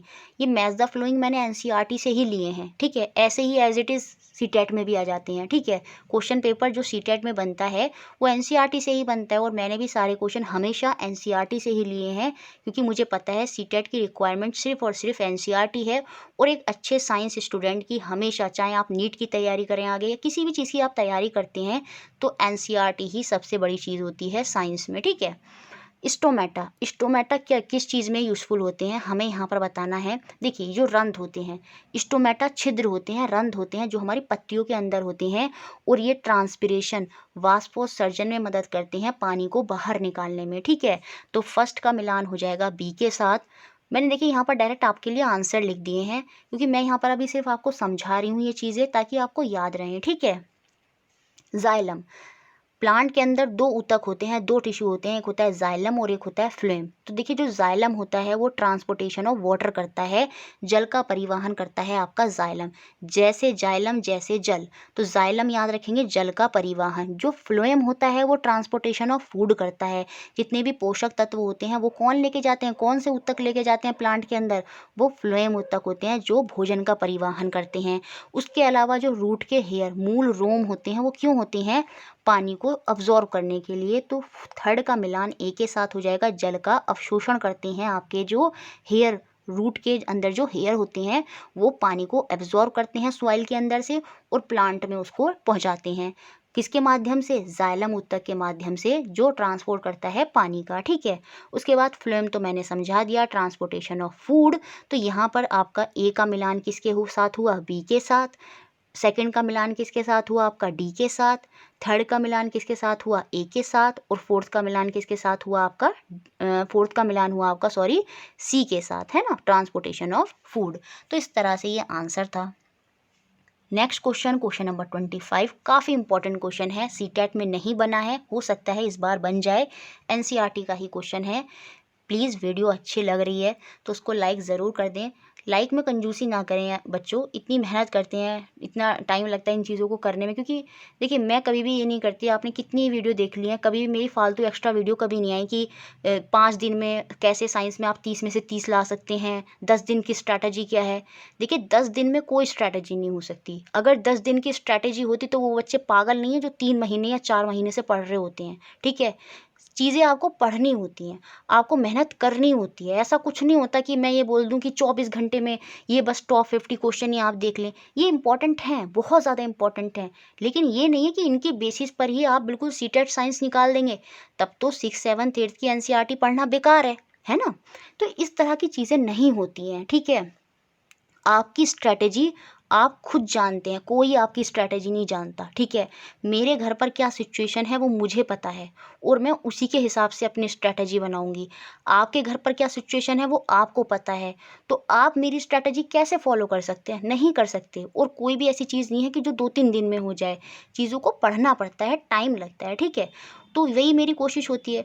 साइंस के क्वेश्चन कराने में तो क्या है, मैं रोज़ की इतनी सारी वीडियो बना सकती हूँ व्यूज़ के लिए, है ना, और आप लोगों को ये कह सकती हूँ कि ये इंपॉर्टेंट है, ये सब कर लो, वो सब कर लो। बहुत से चैनल्स पर यही होता है, सब इंपॉर्टेंट है, सब कर लो, सब कर लो। अरे इतना नहीं करना है, सब चीज़ें इंपॉर्टेंट नहीं होती हैं। सिर्फ हमें सिलेबस के अकॉर्डिंग जाना होता है, और जो हम कभी नहीं जाते, हम दूसरों को देखकर भ्रमित हो जाते हैं और दुनिया भर की चीज़ें करने लगते हैं, और वो दुनिया भर की चीज़ें हमारे कभी भी नहीं आती हैं। तो यहाँ पर सिर्फ एनसीईआरटी की ही डिमांड है, जो कि हमें एनसीईआरटी ही करनी है। अब कराने को तो मैं इसमें टेट के सारे क्वेश्चन करा दूँ और भी अदर एग्जाम के साइंस के क्वेश्चन करा दूँ, उनकी ज़रूरत ही नहीं है, ठीक है। ज़रूरत तो सिर्फ एनसीईआरटी की है, तो मैं खुद से क्वेश्चन बनाती हूँ एनसीईआरटी से और वही आपको कराती हूँ। तो प्लीज़ बस इतना काम आप कर दिया करें कि वीडियो को लाइक कर दें, शेयर कर दें, और जो कि आप करते भी हैं, और ऐसे ही आप आगे करते रहें, ठीक है। आज तो मैंने इतना बोल दिया, वरना मैं कभी भी वीडियो में बीच में नहीं बोलती। रीज़न यही होता है कि टाइम वेस्ट नहीं करना है बच्चों का, ठीक है। पॉइंट टू पॉइंट बातें करें और बस कहानी ख़त्म, है ना। तो इन चीज़ों पर आप ना जाएं कि 10 दिन में क्या स्ट्रैटेजी है, 5 दिन में क्या हो जाता है कि बस ये वीडियो देख लीजिए आपके साइंस में इतने अच्छे नंबर आ जाएंगे। ऐसा कुछ नहीं होता है। पढ़ना तो पड़ता है भाई, इतनी सारी वीडियोज़ आपके लिए बनाई हैं, स्टार्टिंग से एक टॉपिक समझाया है, वो सब इसलिए तो था ताकि सारी चीज़ें आपकी अच्छे से हो जाएँ।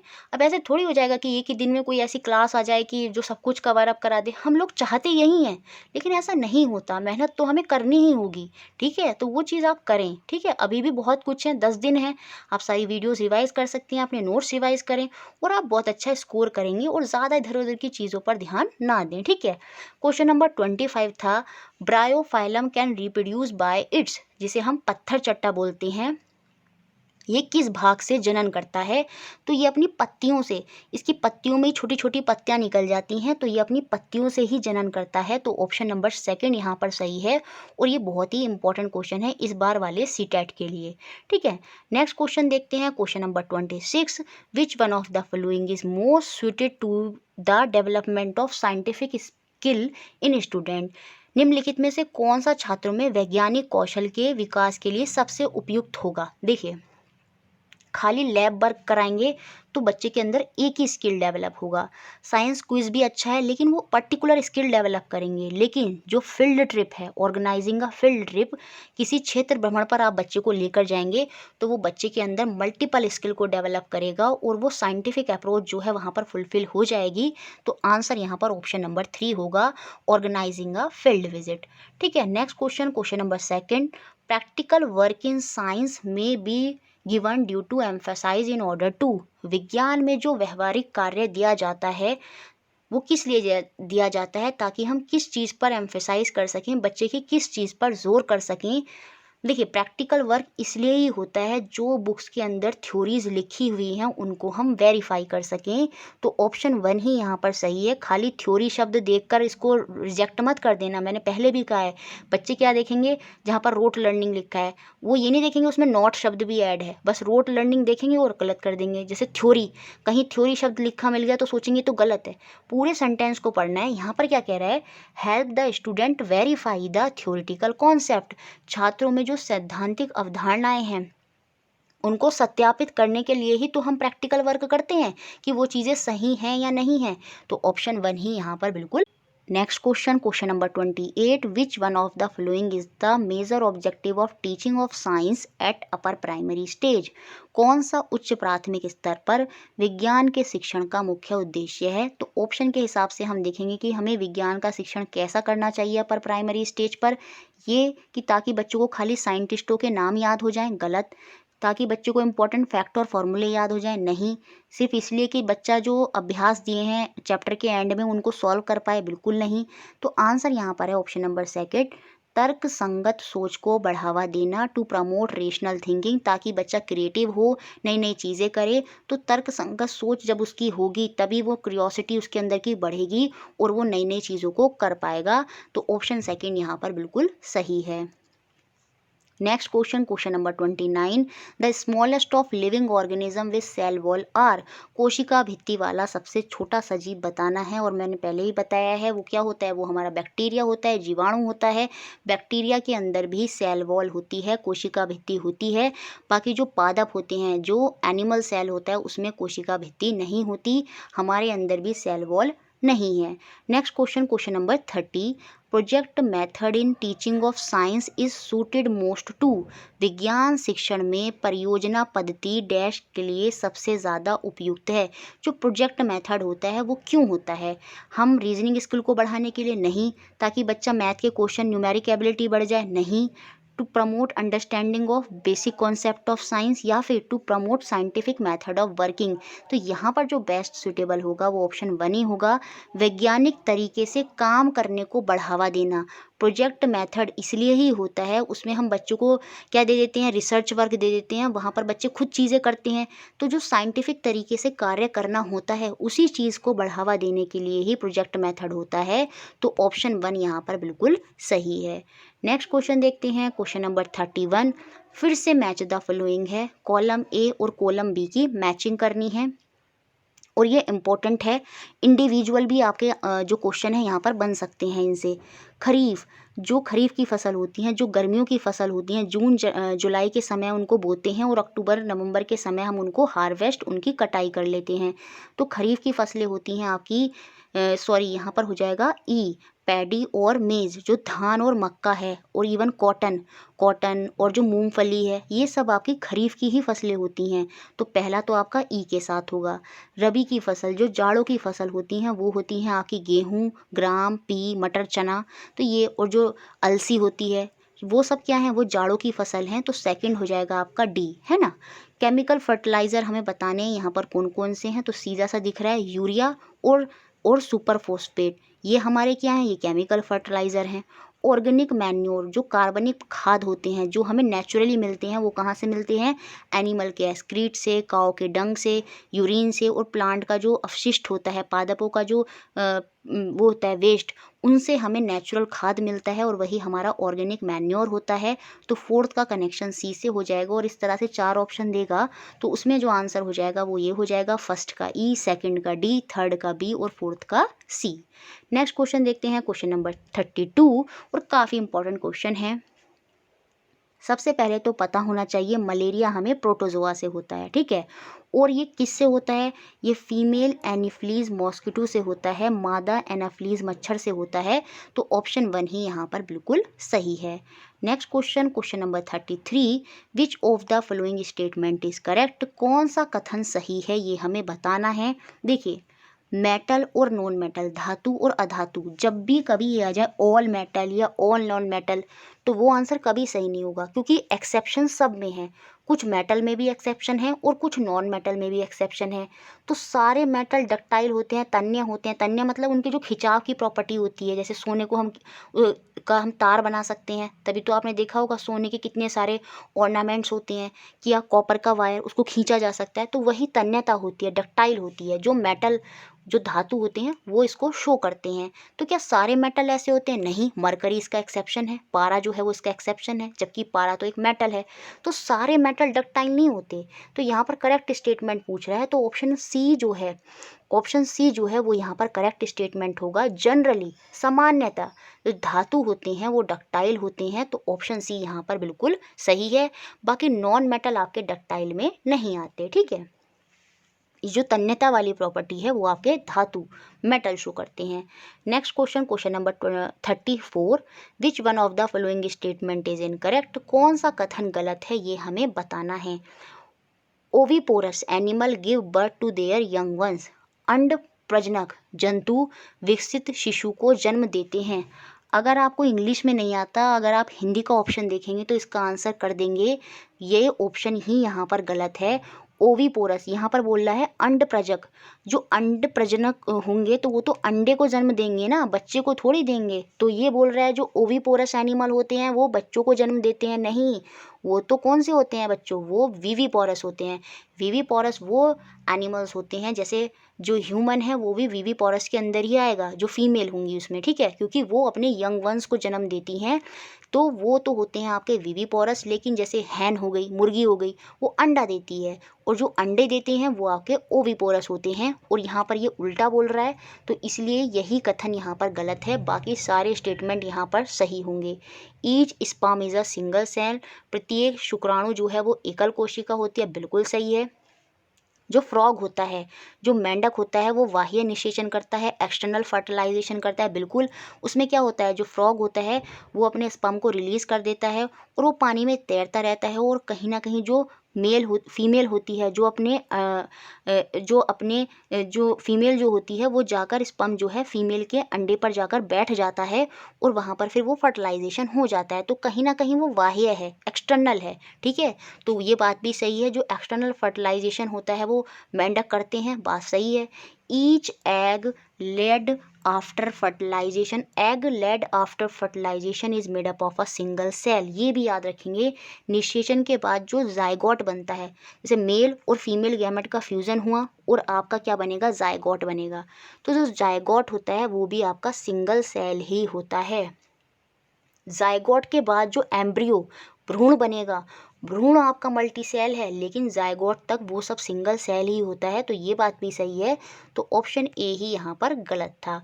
ओविपोरस की जगह क्या होना चाहिए था, विविपोरस होना चाहिए था। नेक्स्ट क्वेश्चन, क्वेश्चन नंबर 35, फिर से यही आ गया है।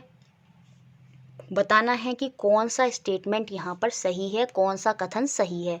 Generally non metal react with acid, हमने पढ़ा था जो अधातु होते हैं वो एसिड के साथ रिएक्शन नहीं करते, और ये कह रहा है वो रिएक्शन करते हैं जनरली, तो ये बात हो गई गलत। और हमें बताना है सही कथन। Sodium is very reactive metal, जी हाँ, यही तो हमने पढ़ा था, ये बहुत रिएक्टिव होता है, इसलिए तो उसको कैरोसिन के तेल में रखा जाता है। तो ये बात तो सही है, और यही सही कथन हो जाएगा। क्या कॉपर जिंक को निकाल देगा जिंक सल्फेट के सॉल्यूशन में से? नहीं, क्योंकि कॉपर कम रिएक्टिव है, तो ये बात भी गलत है। कोल के जो आपका कोयला होता है, क्या आप उसके वायर, उसके तार बना सकते हैं? नहीं, ये बात भी गलत है। तो आंसर बी, ऑप्शन बी ही यहाँ पर सही है। Next question, question number 36, NCF 2005, errors are important in science experiment because they. NCF 2005 ये कहता है विज्ञान के प्रयोग में त्रुटियां भी बहुत ज़रूरी हैं। त्रुटियां बच्चे करेंगे, त्रुटियां करेंगे तभी तो नई चीज़ें खोजेंगे, उन पर प्रैक्टिस करेंगे। तो त्रुटियां जो हैं वो बहुत ज़रूरी हैं, ठीक है। क्यों? Provide an insight into the child thinking and help to identify solution, बच्चे की सोच में अंत दृष्टि प्रदान करते हैं और समाधान पहचान करने में मदद करते हैं। जो हमारी त्रुटियां होती हैं, हमारी गलतियां होती हैं, तो ऑप्शन सी ही यहाँ पर बिल्कुल सही है। इससे बच्चा खुद सोचता है कि कहाँ क्या कमी रह गई, और फिर परिकल्पना, हाइपोथाइज करता है, और उसके बाद अपने सॉल्यूशन तक पहुँचने की कोशिश करता है। तो साइंस में एरर जो है वो ज़रूरी होती हैं एक्सपेरिमेंट में, तो ऑप्शन नंबर सी ही यहाँ पर बिल्कुल सही है। Next question, question number 37, the following are the step in the process of problem solving accept.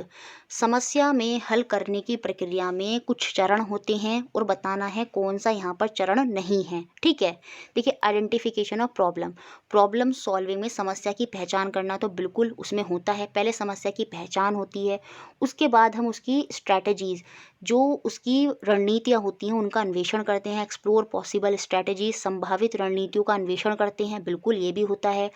और हम अपने एक निष्कर्ष पर, परिणामों को प्रत्याशित करते हैं, उसके रिजल्ट पर पहुंचते हैं। जी हाँ, बिल्कुल प्रॉब्लम सॉल्विंग में होता है।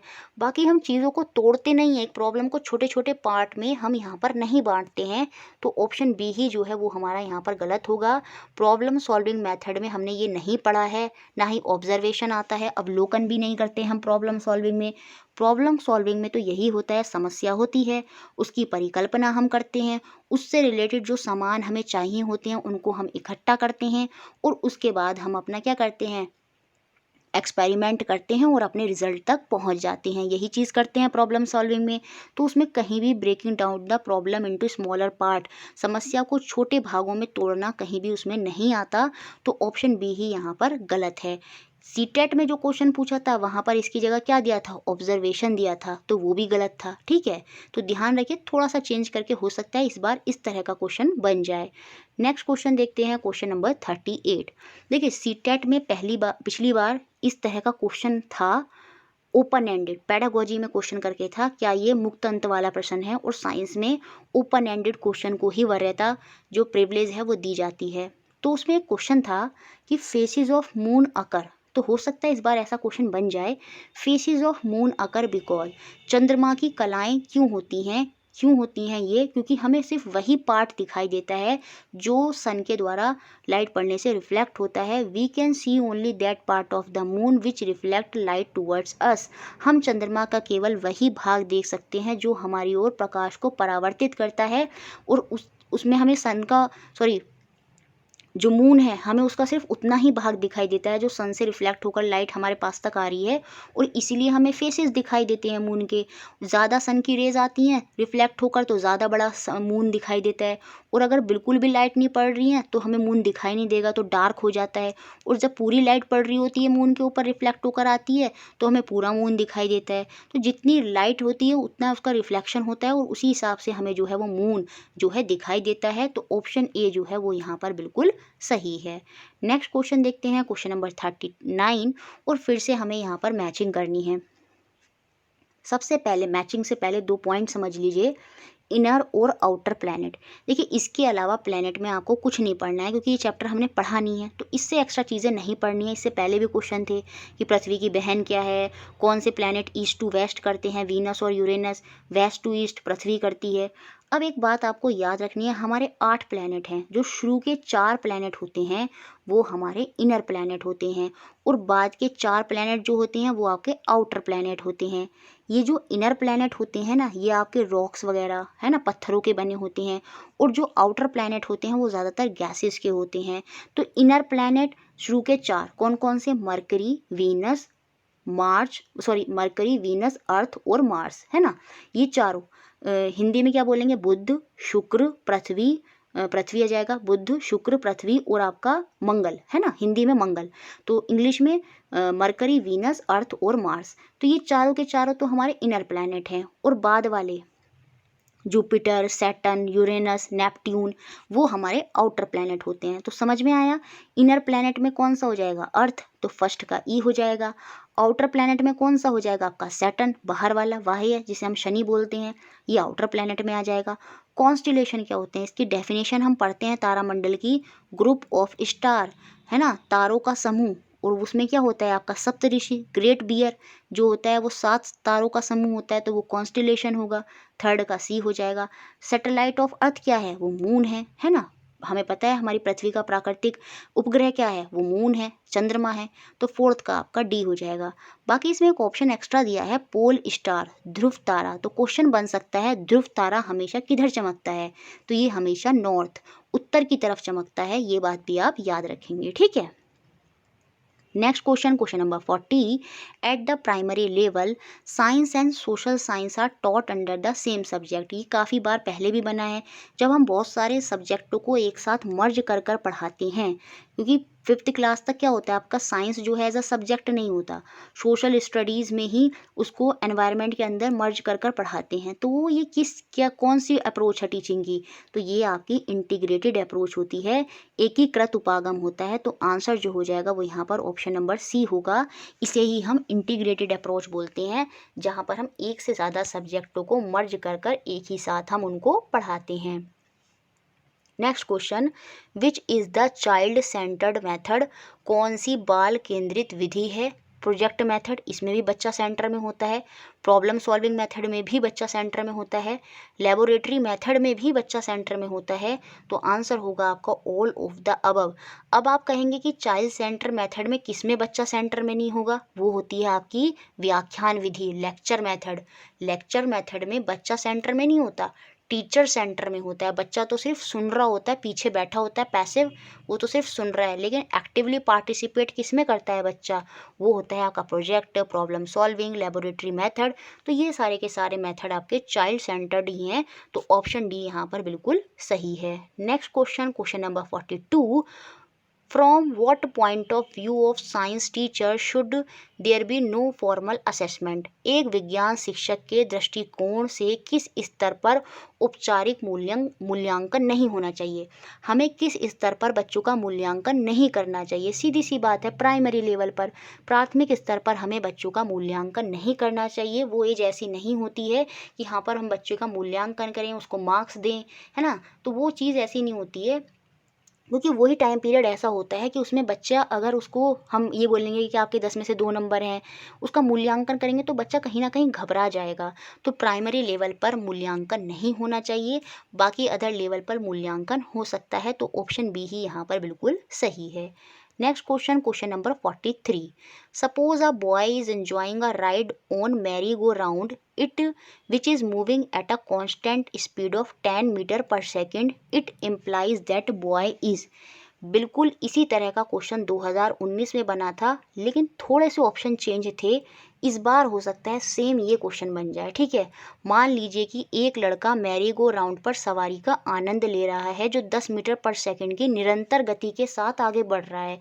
इसका अर्थ है कि लड़का क्या है, देखिए, कांस्टेंट स्पीड है और गोल चक्कर काट रहा है। तो गोल चक्कर काटने में सीधी सी बात है, उसकी डायरेक्शन, दिशा यहाँ पर भी चेंज हो गई, दिशा यहाँ पर भी, डायरेक्शन बार बार चेंज हो रही है।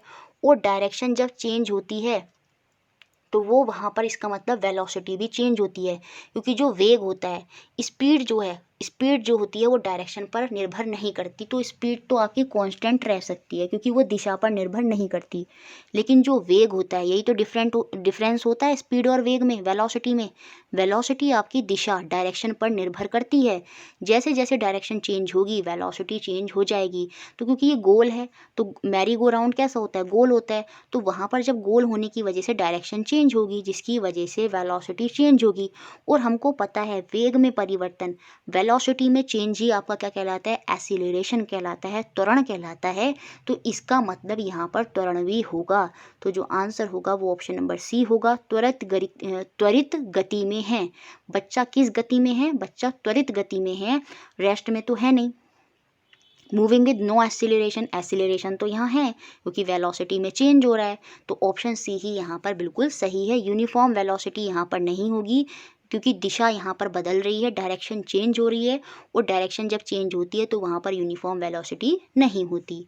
Next question, question number 44, which of the following statement is incorrect. कौन सा कथन गलत है, ये हमें बताना है। देखिए, फिर से मैं ये बात बता रही हूँ। सबसे पहले होता है आपका फाइबर। फाइबर वो रॉ मटेरियल होता है जो हमें पेड़ पौधों से मिलता है, जैसे ऊन हो गई, जूट हो गई, कच्चा सामान जो हमें पेड़ पौधों से या फिर एनिमल से मिलता है, वो हमारा फाइबर होता है। फाइबर के बाद हमारा यान बनता है, धागा बनता है, ठीक है। और यान के बाद हमारा फैब्रिक बन जाता है। फाइबर और फैब्रिक में अंतर होता है। फैब्रिक आपका कपड़ा होता है जो हमें फाइबर से मिला होता है। फाइबर वो कच्चा सामान है जो हमें प्लांट और एनिमल से मिला है, और उसके बाद हमने उसका धागा बनाया, यान बनाया। और उसके बाद वो हमारा फैब्रिक बन गया, कपड़ा बन गया। तो इस तरह से ये स्टेप्स होते हैं। Yarn is made from fibre, ये बात बिल्कुल सही है। फाइबर जो हमारा कच्चा सामान था प्लांट और एनिमल का, उसी से तो यार्न बनता है, उसी से तो तागा बनता है, तंतुओं से तागा बनता है। जी हाँ, बिल्कुल सही है, फाइबर से ही आपका यार्न बनता है, ये बात तो सही है। The process of removing seed from cotton is called ginning. रुई से बिनोल, बीज को क्या बोलते हैं? बिनोल बोलते हैं। ये क्वेश्चन भी पूछ सकता है कि जो कॉटन के बीज होते हैं निकालते हैं, उन बीजों को क्या बोलते हैं? बिनोल बोलते हैं। उनको हटाने की प्रक्रिया को क्या बोलते हैं? ओटना बोलते हैं। जी हाँ, तो यहाँ से ये पॉइंट आप अपनी कॉपी में लिख लीजिएगा। The process of removing seed from cotton is called ginning. इसको हम गिनिंग ही बोलते हैं और ये बात सही है। Weaving of yarn make a piece of fabric. जी हाँ, वीविंग ऑफ यार्न, यार्न देखिए, यार्न से आपका क्या बनता है? फैब्रिक बनता है, और ये बात भी क्या हो जाएगी? सही हो जाएगी। और जब हम यार्न से, अब यहाँ पर ये समझ लीजिएगा, जब हम यार्न से क्या बना रहे हैं? फैब्रिक बना रहे हैं। जब हम धागे से कपड़ा बना रहे हैं, फैब्रिक बना रहे हैं, तो वही प्रोसेस आपकी वीविंग होती है, बुनाई होती है। तो ऑप्शन सी में याद रखिएगा, वीविंग। अगर एग्जाम में आ जाए वीविंग क्या होती है, जब हम यार्न से फैब्रिक बनाते हैं तो वही आपकी वीविंग होती है, बुनाई होती है। तो ये बात भी सही है। तो गलत कौन सा ऑप्शन हो गया? Option number D, spinning is the process of making fibre. अब देखिए, जब फाइबर से आप यार्न बनाते हैं, है ना, रॉ मटेरियल जो कच्चा सामान है प्लांट और एनिमल का, जैसे वो हो गया, है ना, जूट हो गया, चाहे आपकी कॉटन हो गई, चाहे आपका वो हो गया, क्या कहते हैं जो हमें शीप से मिलती है, ऊन हो गई, वो सब फाइबर है। फाइबर से जब हम यार्न बनाते हैं तो उसे हम स्पिनिंग बोलते हैं, और जब हम यार्न से फैब्रिक बनाते हैं उसे हम वीविंग बोलते हैं। ये बात समझ लीजिएगा, आप चाहें तो लिख लीजिएगा। और यहाँ पर बोल रहा है spinning is the process of making fibre. Fibre बनाते थोड़ी हैं, फाइबर तो पहले से ही होता है। फाइबर से हम यार्न बनाते हैं, फाइबर से हम यार्न बनाते हैं, और फाइबर से यार्न बनाने की प्रक्रिया को ही हम स्पिनिंग बोलते हैं, कताई बोलते हैं। और यार्न से फैब्रिक बनाने की प्रक्रिया को हम वीविंग बोलते हैं, बुनाई बोलते हैं। तो समझ में आई ये सारी बातें, सारे पॉइंट्स इंपॉर्टेंट थे। ऑप्शन डी यहाँ पर गलत था, बाकी सारे ऑप्शन यहाँ पर सही थे। Next question, question number 45, plant fibre are obtained from. कहाँ से हमें, देखिए यहाँ पर फिर से बात हो रही है फाइबर की। फाइबर वही कच्चा सामान, हमें कहाँ से मिलता है? रॉ मटेरियल हमें कहाँ से मिलता है? प्लांट, वो भी प्लांट वाले रॉ मटेरियल्स को हमें यहाँ पर बताना है। तो वो हो जाएंगे आपके जूट और कॉटन। देखिए, जूट और कॉटन दोनों के दोनों हमें प्लांट से मिलते हैं, तो पटसन और रुई, ऑप्शन सी यहाँ पर सही हो जाएगा। बाकी देखिए, जो वूल होती है वो तो हमें एनिमल से मिलती है, और सिल्क जो है वो मलबरी है ना, वो भी हमें इंसेक्ट से मिलती है। तो ये प्लांट फाइबर नहीं है। तो आंसर आपका ऑप्शन नंबर सी है, जूट और कॉटन, ये दोनों के दोनों हमें प्लांट से ही मिलते हैं। ठीक है, फाइबर को हिंदी में बोलते हैं तंतु। नेक्स्ट क्वेश्चन देखेंगे, क्वेश्चन नंबर 46। फिर से बताना है कि कौन सा स्टेटमेंट यहाँ पर सही नहीं है, कौन सा स्टेटमेंट यहाँ पर गलत है। यहाँ पर भी मैंने ये क्वेश्चन इसीलिए ही रखे हैं ताकि मैं कुछ पॉइंट आपको क्लियर कर सकूँ। The method of separating seed of paddy from it stock is called threshing. ये बात बिल्कुल सही है। अब यहाँ से आपको समझना है थ्रेशिंग क्या होता है, क्योंकि हमने टॉपिक में नहीं पढ़े हैं, छोटे छोटे पॉइंट हैं जो आप ऐसे भी याद रख सकते हैं, आप अपनी कॉपी में लिख लीजिएगा। थ्रेशिंग क्या होता है, आपने देखा होगा पुराने ज़माने में क्या होता था, लोग पत्थर पर ना जो गेहूं के पौधे होते थे उनको मारते थे। उससे क्या होता था, या धान का पौधा जो होता है उसको उस पत्थर पर मारते हैं, बीट करते हैं। उससे क्या होता है, जो धान है ना, उस पत्थर में से जब उस पर मारते हैं उसको, तो धान जो है वो अलग हो जाता है। और वही प्रोसेस आपका थ्रेशिंग कहलाता है। The method of separating seed, जब हम सीड को, पैडी जो धान है, धान में से जब हम सीड को मार कर अलग निकालते हैं तो वो आपका थ्रेशिंग होता है। और ये बात सही हो गई। फिर क्या है next option, salt is obtained from sea water by the process of evaporation. जी हाँ, वाष्पीकरण से ही तो समुद्र जल से हमें नमक मिलता है। ये बात बिल्कुल सही है। ग्रेन एंड हस्क, हस्क माने भूसा, है ना, grain and husk are separated by the process of winnowing. यहाँ से आपको निष्पावन, विनोइंग क्या होता है ये समझ में आ जाएगा। देखिए आपने पिक्चरों में देखा होगा एक औरत छाछ लेके खड़ी हो जाती है और उसको हिलाती रहती है, क्या कहते हैं, छाछ को। उससे क्या होता है, जो छाछ के अंदर भूसा होता है वो तो उड़ जाता है और जो उसके अंदर गेहूं के दाने हैं वो नीचे आ जाते हैं। उसमें क्या होता है, दूसरी साइड से हवा का प्रेशर जो है वहाँ पर कार्य कर रहा होता है और हवा के प्रेशर से क्या होता है, जो हल्का भूसा होता है वो तो उड़ के एक तरफ इकट्ठा हो जाता है और जो गेहूं के दाने होते हैं वो नीचे एक जगह इकट्ठे हो जाते हैं। तो जब भारी सब्सटेंस को अलग करते हैं हम हल्के सब्सटेंस से, तो वही आपका निष्पावन होता है, विनोइंग होता है, और ये बात भी यहाँ पर सही है। और क्वेश्चन में हमें गलत बात बतानी है तो ऑप्शन डी ही यहाँ पर गलत है। Sedimentation and decantation are not the method of filtration, जबकि ये दोनों ही फिल्ट्रेशन पृथक्करण के मेथड होते हैं और यहाँ पर कह रहा है नहीं होते सेडिमेंटेशन और डिकेंटेशन, तो यही ऑप्शन यहाँ पर गलत है। Next question, question number 47, by what name is the exploration method known, अन्वेषण विधि को किस और नाम से जाना जाता है। बहुत ही सिंपल है, ऑप्शन नंबर सी यहाँ पर सीधा सा आंसर है, ह्यूरिस्टिक मेथड। ह्यूरिस्टिक मेथड भी बोलते हैं हम खोज विधि को, एक्सप्लोरेशन मेथड को, तो ऑप्शन सी यहाँ पर। Next question, question number 48, which fuel has the highest calorific value among the flowing, निम्नलिखित में से किस ईंधन का ऊष्मीयमान सबसे अधिक है। देखिए यहाँ से क्वेश्चन बनने के पूरे चांस हैं। कैलोरीफिक वैल्यू का एसआई मात्रक एक आपको पता होना चाहिए, किलो जूल पर केजी, इससे क्वेश्चन बन सकता है।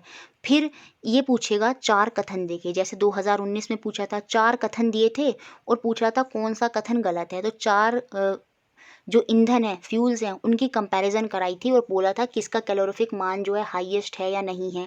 तो यहाँ पर तो ये पूछ रहा है सिंपल सा क्वेश्चन बना के कि हाईएस्ट कैलोरीफिक वैल्यू किसकी है, वो हमारी हाइड्रोजन की होती है। तो यहाँ पर तो आंसर ऑप्शन डी है। उसके अलावा आपको ये टेबल याद रखनी ही है, स्नैपशॉट इसका आप खींच लीजिएगा और इसको याद रखेंगे। सबसे ज़्यादा कैलोरीफिक वैल्यू 1.5 लाख वो किसकी लिखी है, यहाँ पर हाइड्रोजन की है। उसके बाद एलपीजी की 55,000 है, सीएनजी, मीथेन, इन दोनों की 50,000 है। बाकी पेट्रोल, केरोसिन और डीजल, इन तीनों की कैलोरीफिक वैल्यू 45,000 है। तो सबसे कम कैलोरीफिक वैल्यू किसकी होती है, काऊ डंग की, जो गोबर के उपले होते हैं उनकी कैलोरीफिक वैल्यू सबसे कम होती है, 6 से 8,000। तो ये कंपैरिजन करा के 2019 में कथन दिए थे, इस बार भी दे सकता है। तो ये टेबल आपको पूरी अच्छे से पता होनी चाहिए, ठीक है।